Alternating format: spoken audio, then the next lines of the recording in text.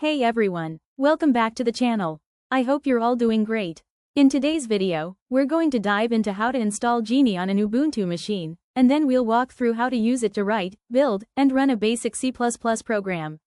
Whether you're a beginner or someone exploring lightweight IDEs, this will be a great place to start. Let's jump right in. First, go ahead and open your terminal. You can find it in your Applications menu or press Ctrl+Alt+T. Run the following command, sudo apt update. What does this command do? This updates your system's list of available software packages. In detail, apt is the tool used to manage software installations on Ubuntu. Update tells it to refresh its knowledge of what versions of packages are currently available. Sudo gives it the necessary admin privileges to do system-level updates. Keeping this list updated is important. It ensures you're getting the latest and most secure versions of packages. Next, let's install Geany. Run sudo apt install Geany. That's it. Geany will now be downloaded and installed onto your system. It's a small and lightweight IDE, so this won't take long. Let's confirm the installation. To make sure Geany was installed properly, run Geany version. If everything worked, you'll see the version number printed in your terminal. That means you're ready to go. So, what is Geany? Geany is a lightweight and fast text editor with IDE features. It's perfect if you don't want something heavy like Eclipse or Visual Studio. Whether you're coding in C++, Python, HTML, or JavaScript, Geany supports them all. Once installed, open Geany by clicking its icon in your application menu.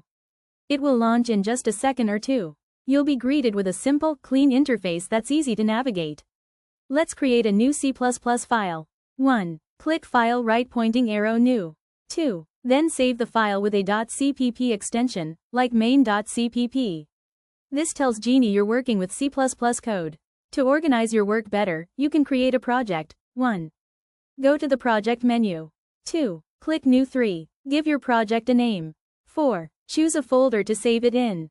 5. Click Create. Inside your project folder, create a .cpp file and write a simple program, like printing, "Hello, world."